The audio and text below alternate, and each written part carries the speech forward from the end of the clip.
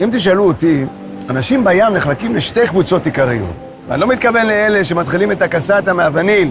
אני מדבר על אנשי הצל מול אנשי השמש. חצי מהאנשים אוהבים את הים שלהם ככה, וחצי ככה.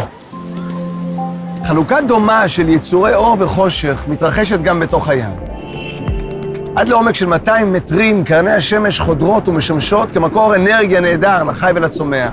אבל לא כולם אוהבים להשתזף.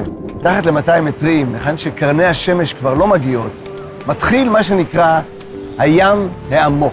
ולמרות שמדובר במקום חשוך, עם טמפרטורות נמוכות ולחץ אטמוספרי אדיר, יש בו חיים עשירים ומשגשגים. אפשר למצוא כאן נוצות ים וסרטנים, אלמוגים נדירים בסכנת הכחדה, דיונונים וקרישים.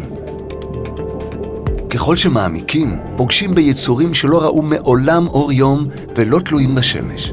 אלמוגי הים העמוק למשל, ניזונים משאריות, חלקיקי מזון והפרשות של בעלי חיים שנושרים מהמים העליונים אל עומק הים. תופעה זו מכונה גם שלג ימי, כי היא נראית כפתיתים לבנים הנושרים מטה. הם מפרקים את הנשורת והופכים בעצמם לבסיס מאגרי המזון של הים העמוק. ויש גם יצורים שיודעים לייצר אנרגיה לגמרי בעצמם. למשל, חיידקים ייחודיים, שיודעים לנצל לטובתם את תרכובות המתאן שמבעבעות ונפלטות מקרקעית כדור הארץ. אלה מהווים ענף נפרד לחלוטין מעולם החי המוכר לנו, ועל בסיסם מתקיים מארג מזון שלם. עכשיו אתם בטח שואלים את עצמכם, מי מפריע לים העמוק?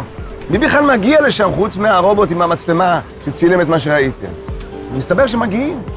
המערכת האקולוגית בעומקים האלה חשופה בשנים האחרונות להרבה מאוד איומים, כמו למשל פעולות חיפוש והפקת גז ונפט, הכרוכות בהנחת תשתיות, בתאורה וברעש, דייג אגרסיבי במכמורות המבצעות חריש עמוק וזורעות הרס אדיר לקרקעית ולבתי הגידול הרגישים, ואפילו השלכת פסולת, כמו אפר פחם מול חופי ישראל.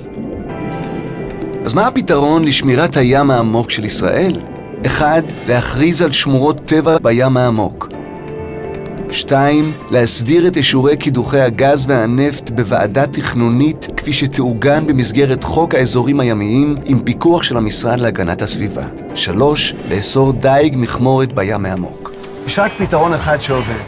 חייבים להקים לאורך חופי ישראל רשת של 7 שמורות ימיות גדולות, מהצפון ועד הדרום. ליצור מרחבים שבהם החיות מתרבות וגדלות ללא דייג, ללא קידוחים, ועם רשות אחת שעושה סדר ומפקחת על הים. הגיע הזמן להקים שמורות טבע ימיות.